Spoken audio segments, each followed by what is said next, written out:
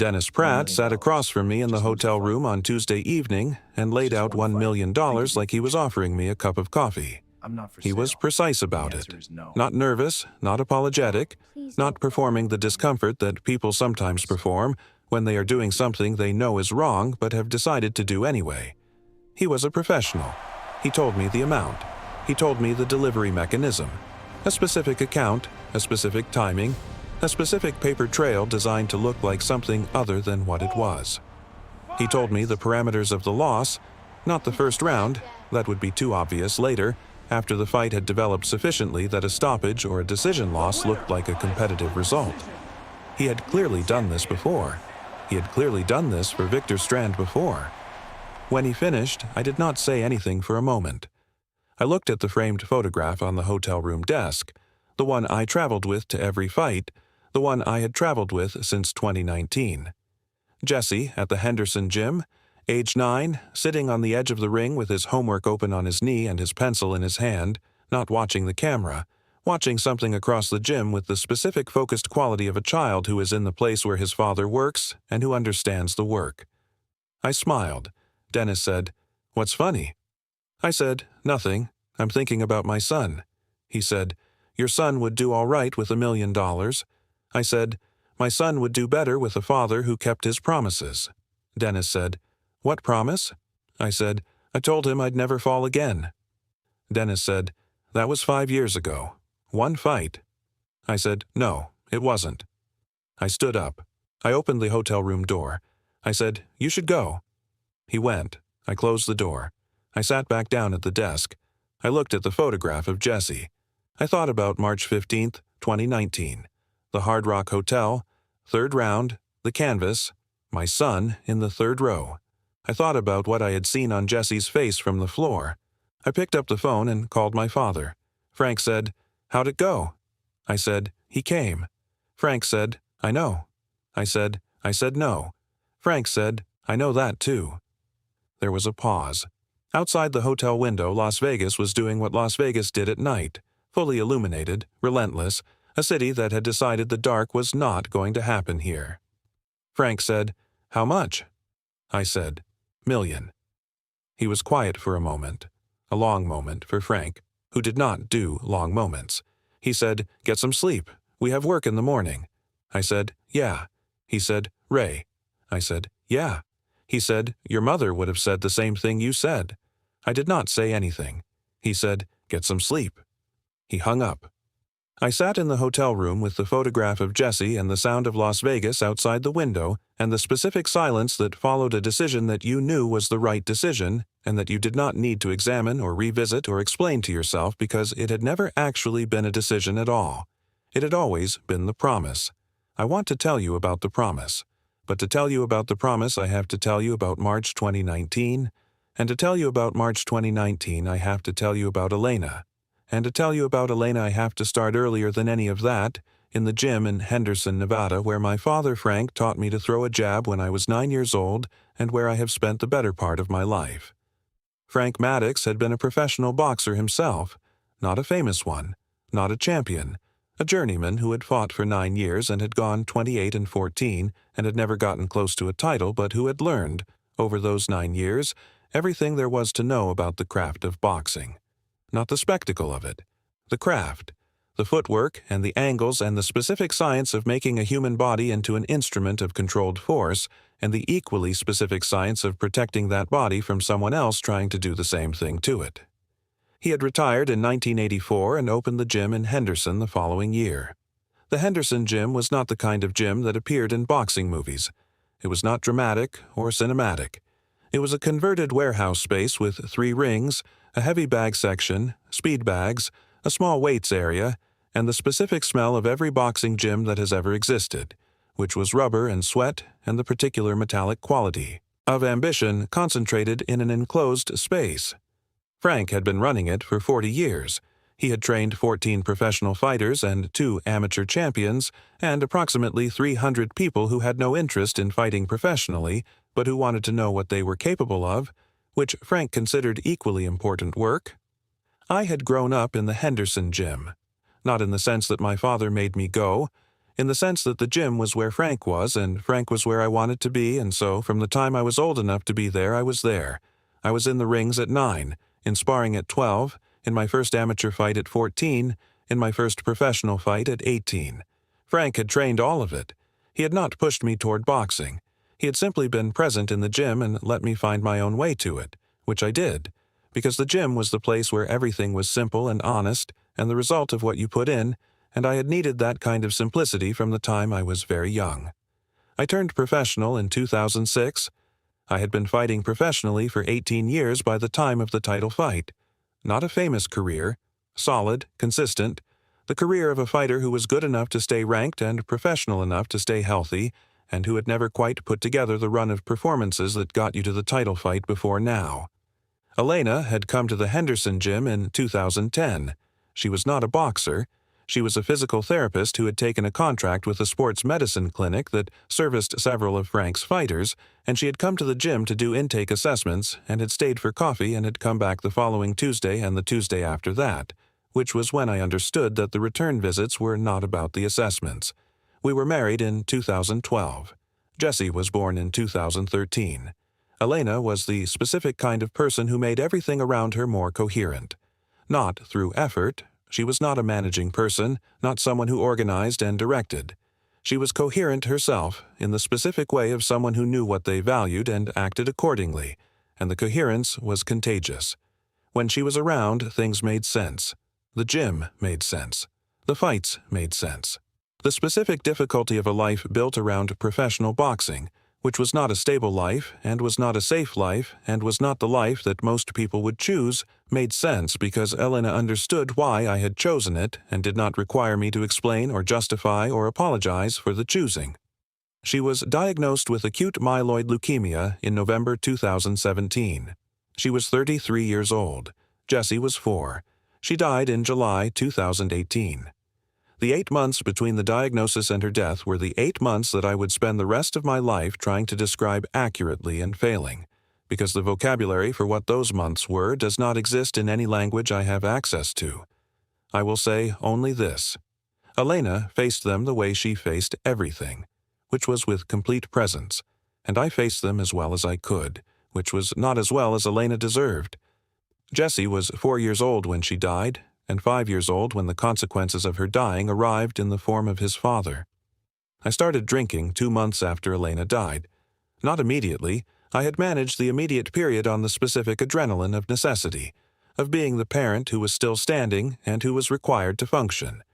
But by September 2018, the necessity had become routine, and the routine was not enough to keep the space that Elena had occupied from making itself felt, and I had started drinking to fill it. I want to be precise about this because I have been honest about it for 5 years, and I am going to keep being honest about it. The drinking was not dramatic. I was not drinking in the mornings. I was not showing up to the gym impaired.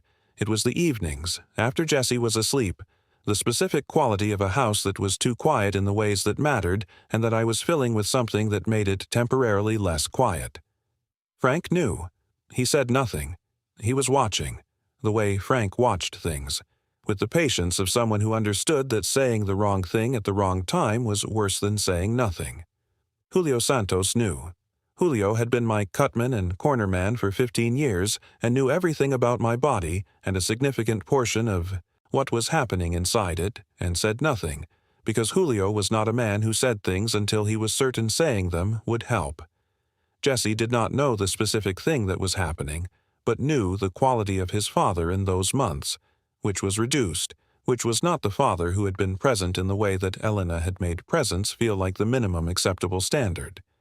Jesse was 5 years old, and he was navigating the absence of his mother and the diminished version of his father simultaneously, and he was doing it with the specific stoic grace that children develop when the adults around them are not fully available, and which is not a quality you want to see in a 5-year-old because it means the 5-year-old has been doing too much alone. I had taken a fight in March 2019 that I should not have taken in the condition I was in. A mid-card fight at the Hard Rock Hotel, a tune-up, an opponent I should have handled without difficulty. I had not trained properly. My weight management had been inconsistent. I had shown up to that fight as a diminished version of the fighter I was capable of being. Frank had brought Jesse to the fight. It was not the first fight Jesse had attended. The smaller ones, the ones that felt manageable, Frank had brought him to before. Jesse liked the gym, and he liked watching his father work, and the fights were an extension of the gym in his understanding, and he was comfortable at them. He was in the third row. My opponent was a journeyman, a fighter with a winning record against modest competition, the specific kind of opponent a top 20 fighter should be able to beat without significant difficulty. He hit me with a right hand in the third round that I did not see coming, because I was not moving the way I should have been moving, and I was not anticipating the way I should have been anticipating, and the right hand landed on the hinge of my jaw with enough force to put me on the canvas. I was on my back on the canvas, and the referee was counting, and I could hear the crowd, and I could hear the count, and I was looking up at the lights, and then I turned my head, and I looked into the third row. Jesse was looking at me. He was 5 years old, and he was sitting beside Frank, and he was looking at his father on the canvas with an expression that I have not been able to fully describe in the 5 years since, and that I will spend the rest of my life trying to earn my way back from. It was not panic. It was not fear in the loud sense. It was quieter and more permanent than fear. It was the expression of a child who had already lost one parent to something he could not control, and who was now watching the remaining parent be on the floor of a boxing ring, and who was doing the specific math that 5-year-olds should not be required to do. I got up at the count of 7. I finished the fight. I won in the 7th round on a stoppage. But the knockdown was on my record, and more importantly, it was in my memory, and it was in Jesse's memory. And in the car afterward, Jesse had been quiet in a way that was different from his ordinary quiet, a way that told me the evening had cost him something, and I had understood, with the specific clarity that sometimes arrives when you see from the outside what you have become, what I was doing and what I was going to do about it. I stopped drinking that night. Not with a plan, not with a program, just stopped. The bottle I had in the apartment went into the recycling, and I did not replace it, and I have not replaced it in the 5 years since. 6 months later, Jesse was sitting on the edge of the ring at the Henderson gym watching me spar. This was new. He had not come to sparring sessions before, but he had started coming. The way he came to things he had decided mattered, without asking permission and without needing to explain himself. He sat on the edge of the ring and watched. When the sparring was done, I climbed out of the ring and sat beside him. He said, "Dad." I said, "Yeah." He said, "Don't fall down." I said, "I won't." He said, "Promise." I said, "I promise." He had gone back to his homework. I had gone back to training. That was the whole conversation. 5 years and a WBC title fight later, it was still the whole conversation. The 5 years between March 2019 and June 2024 were the best years of my professional career and the best years of my life since Elena died, which were not coincidental. They were the same 5 years because they were built on the same foundation, which was the specific clarity that comes from understanding what matters and organizing everything else around it. Frank came back to the corner full-time in April 2019. He had never officially left. He had been at the gym every day. But there had been a quality to the previous period, the drinking months, where the corner relationship had been nominal rather than real because I had not been present enough for Frank to actually reach. When I came back to myself in March 2019, Frank came back to the corner in the way he came back to things, which was without ceremony, without "I told you so," without anything except showing up the next morning with a training plan and the specific expectation that the plan would be followed. The plan was followed. Julio had never left. Julio Santos had been cutting me for 15 years and had seen me through 11 fights and 4 significant cuts and 1 orbital fracture that had required a 4-month layoff and 1 bout of food poisoning the week before a fight that we did not discuss publicly and that we handled with the specific focused professionalism of a corner team that did not panic about things that could be managed. Julio was 55 years old and had the hands of a man who had spent 30 years learning what to do with a razor blade and a Q-tip in the 45 seconds between rounds, which was the most precise and the most pressured craft in any sport, and which Julio practiced with the quiet authority of someone who had simply decided to be the best at it. The 3 of us rebuilt the program from the ground up. The training was different from what I had done before. Not harder exactly, smarter. Frank had spent 40 years watching fighters peak too early or too late and had a specific understanding of how to bring a 30-year-old fighter to his best condition for a specific date, which was different from how you trained a 20-year-old fighter and which required adjustments that Frank had been thinking about for years. We adjusted. The results were visible in the record. 7 wins in 5 years. No losses, 5 stoppages. The last 4 fights at a level that had gotten the attention of the people who paid attention to these things and had eventually produced the call that I had been waiting for since I was 18 years old. The WBC title fight. Jesse had grown up in the gym during these 5 years. He came to afternoon training 3 days a week, sat on the edge of the ring with his homework and his sketchbook, watched me work. He did not spar. Frank had asked him once, and Jesse had said, with the specific polite finality of a child who has made a decision, that he was going to be a history teacher, not a fighter, but that he would be happy to keep watching. Frank had said that was fine. Jesse had kept watching. He knew the fight was coming. He had known about it for months. He had opinions about the champion southpaw stance that he had developed from watching fight tape with me on Tuesday evenings, which was how we spent some of our evenings. Jesse on one end of the couch with his sketchbook, me on the other with my laptop, the fight tape running, Jesse asking questions that were better than most of the questions I got from journalists. He had not been told about Victor Strand. He had not been told about Dennis Pratt or the Tuesday evening conversation. He knew about the promise. Victor Strand had made his money in Las Vegas real estate. 3 casino hotels on the Strip, entertainment venues, sports promotion interests that he had accumulated in the 2000s. He had significant financial exposure riding on the champion retaining the title, and $1 million was less than the exposure. The math was simple. I had known an approach was coming since the title fight was announced. Not specifically, not who would come or when or how much, but the category of thing. These approaches happened. They happened less than the movie suggested and more than the sport admitted, and they were not always from billionaires with Strip connections, and they were not always for $1 million, but they happened. And I had known this one was coming because the specific combination of factors, the venue, the financial exposure, the challenger's modest profile, made the calculation obvious to anyone who did, the math. I had known, and I had not thought about it very much because there was nothing to think about. What I had thought about, in the weeks before fight week, was the 10th round. Frank had told me in the 3rd week of preparation that if the fight went deep, if it went past 8 rounds, which Frank believed it would, the champion would have something specific left for the late rounds. A left hand. The champion's left hand was the best punch in the light heavyweight division, and it was the punch that had stopped 5 of his 8 title defenses, and it was the punch that Frank had spent 8 weeks preparing me to defend against, and that I had worked on so many thousands of times in preparation that my body knew the defense before my mind did. Frank had also told me that I was going to get hit by it. Not if, when. The champion was too good with the left hand and had been throwing it too long for any preparation to make you immune to it.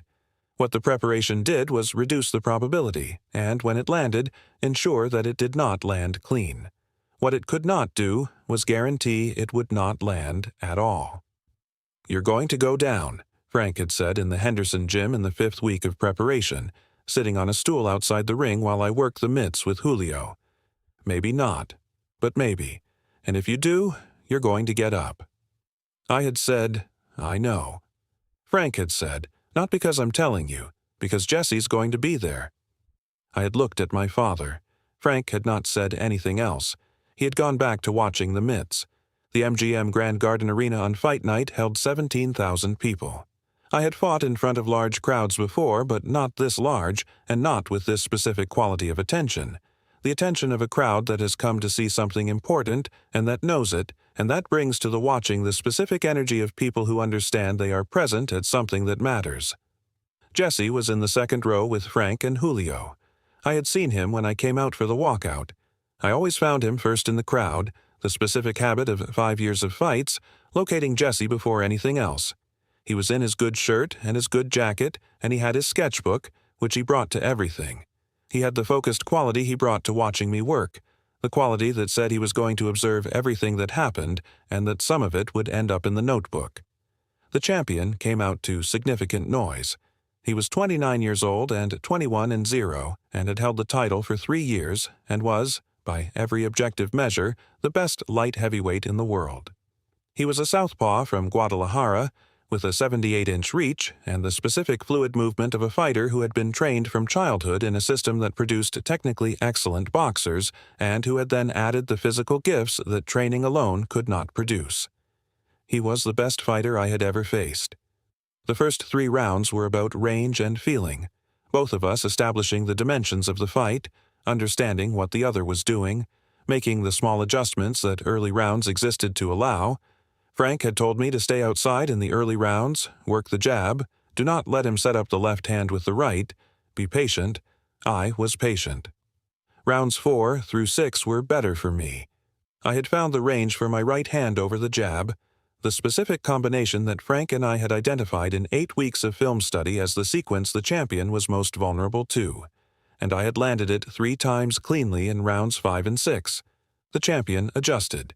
He was good enough to adjust.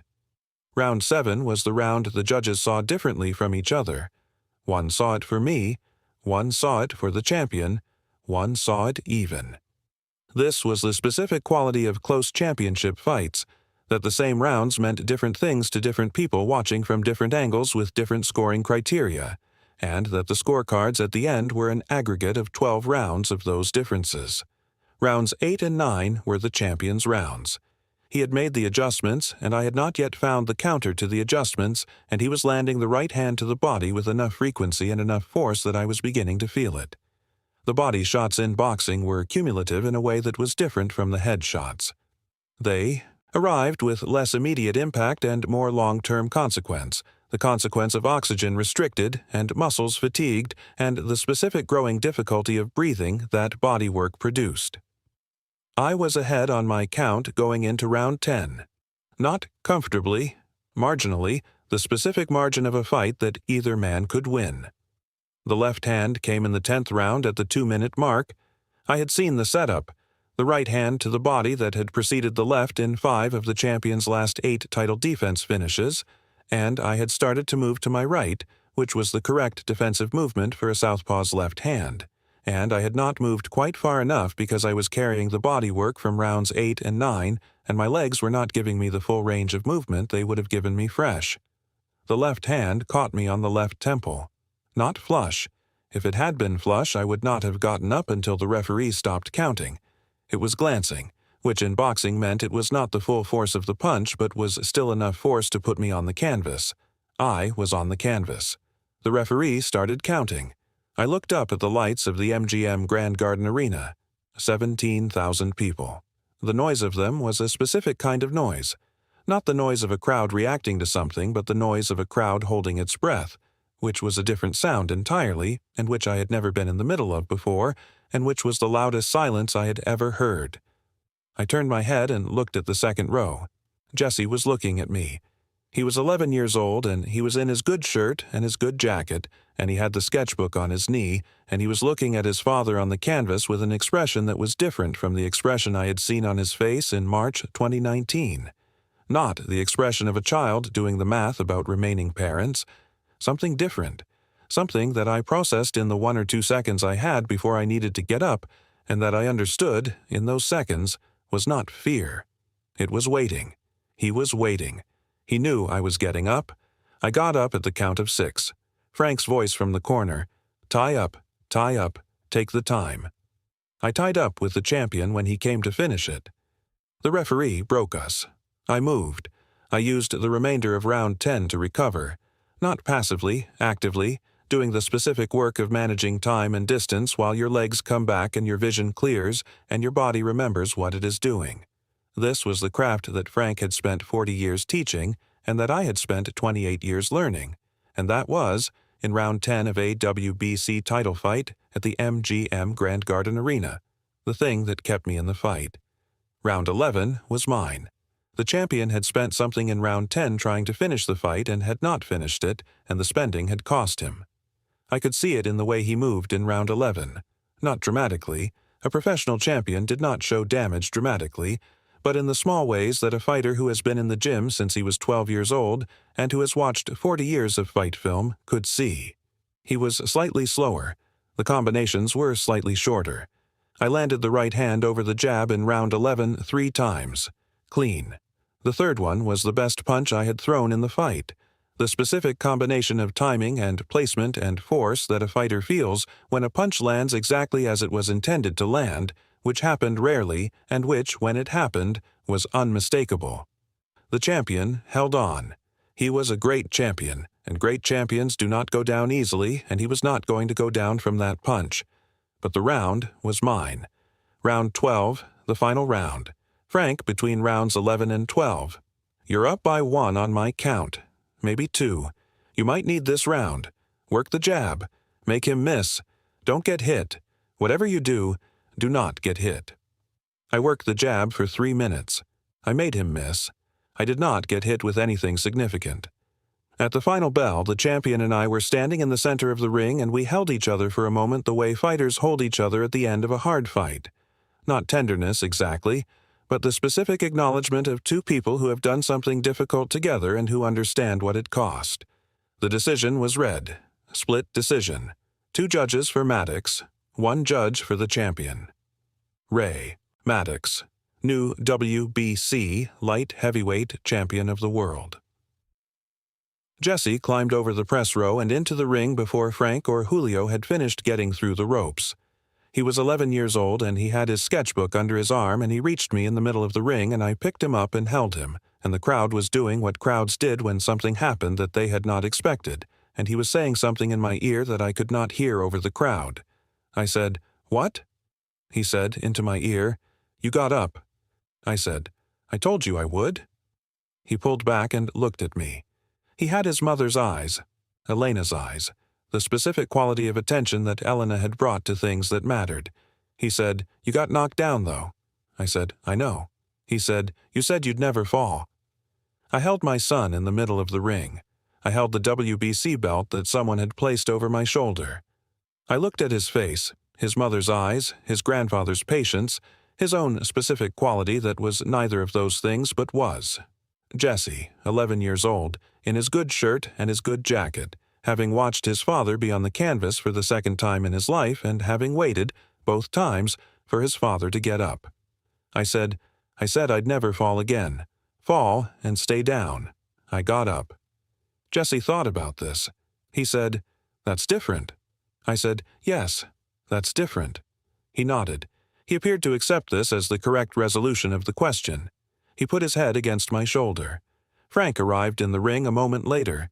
He put one hand on my shoulder and one hand on Jesse's back and stood there for a moment without saying anything, which was how Frank expressed the things that he had decided did not need to be said. Then he said, "Round 10. I said, "I know." He said, "I told you." I said, "You did." He said, "You moved wrong." I said, "My legs were gone." He said, "We'll fix that too." Jesse said, from my shoulder, "Grandpa." Frank said, "Yeah." Jesse said, "Maybe don't talk about fixing things tonight." Frank looked at Jesse. Frank said, "Fair enough." 1 week later, the Henderson gym was exactly the same. The belt was in the glass case Frank had installed in the front of the gym, which he had not consulted me about and which I had found one morning when I arrived for training. The belt was in the case, and there was a small card beneath it that said, "Ray Maddox, WBC Light Heavyweight Champion, June 22, 2024, and that was the whole thing. Frank had not made a ceremony of it. The belt was in the case, and the case was in the gym, and the gym was open, and there was work to be done. Jesse was on the edge of the ring on a Thursday afternoon. He had his homework, he had his sketchbook. He was watching me work the mitts with Julio in the specific focused way he had been watching since he was 5 years old, sitting on the same edge of the same ring watching his father try to become someone worth watching. During a water break, I sat beside him on the edge of the ring. He was drawing. He had been drawing the gym from this angle for years. The rings, the bags, the light from the high windows, the specific quality of an old warehouse space that has been used for serious work for a long time and that has absorbed the work into its surfaces. He was good. He had been getting better. I looked at the drawing. He said, "I'm going to draw the belt, but not yet." I said, "Why not yet?" He said, "Because I want to draw it when it feels like it's really ours. Right now it still feels like something that happened." I said, "Give it time." He said, "Yeah." He went back to the drawing. I watched him work. The gym was quiet around us in the specific way that gyms were quiet in the afternoon. The equipment not in use, the serious sound of Julio wrapping his hands at the other end, the particular quality of a place that existed for a purpose and that was, at this moment, between purposes. I thought about Dennis Pratt. I thought about Victor Strand and his calculation and the specific quality of a decision that had not been a decision. I thought about Elena. I thought about the Henderson gym in 2010, when she had come for the intake assessments and had stayed for coffee and had come back the following Tuesday because the gym was where something she valued was happening and she had decided to be present for it. I thought about what she had given Jesse in the 4 years she had been alive to give him things, and what she had continued to give him after, in the quality of attention that he had absorbed from her and carried forward. I thought about March 15th, 2019. I thought about the canvas. I thought about what I had seen on Jesse's face. I thought about what I had seen on Jesse's face in round 10 of the WBC title fight, the waiting, the knowledge that his father was getting up, and I understood something that I had not understood until this week, which was that the expression I had seen in March 2019 was not only about a 5-year-old doing the math about remaining parents. It was also Jesse, at 5 years old, having already decided something that he had not yet had the words for. He had decided his father was getting up. He had been waiting for me to understand that since March 2019, and in September 2019, he had sat on the edge of this ring and had asked me to promise, not because he needed the promise to believe it, but because he thought I needed to say it out loud to believe it myself. He had been right. He was 11 years old, and he had been right about this since he was 5. I put my hand on his shoulder. He did not look up from the drawing, but he leaned into it the way he had been leaning into it since he was very small, the specific weight of a child who trusts the hand that is there. The gym was quiet around us. The belt was in the case by the door. The work was going to continue tomorrow and the day after and the day after that, which was the only way any of this had ever worked, the only way any of it was ever going to work. That was enough. It had always been enough. Before you go, I want to ask you something. Is there a promise you made to someone? Not a grand promise, just something you said out loud because you needed to hear yourself say it, that changed who you were after you said it. Not a vow or a contract. The specific kind of promise that is really a decision about what kind of person you are going to be. Tell me about it in the comments. I read every single one. If this story stayed with you today, share it with one person who needs to hear it. You already know who that is. And if you're new here, subscribe. Every week, a story like this one.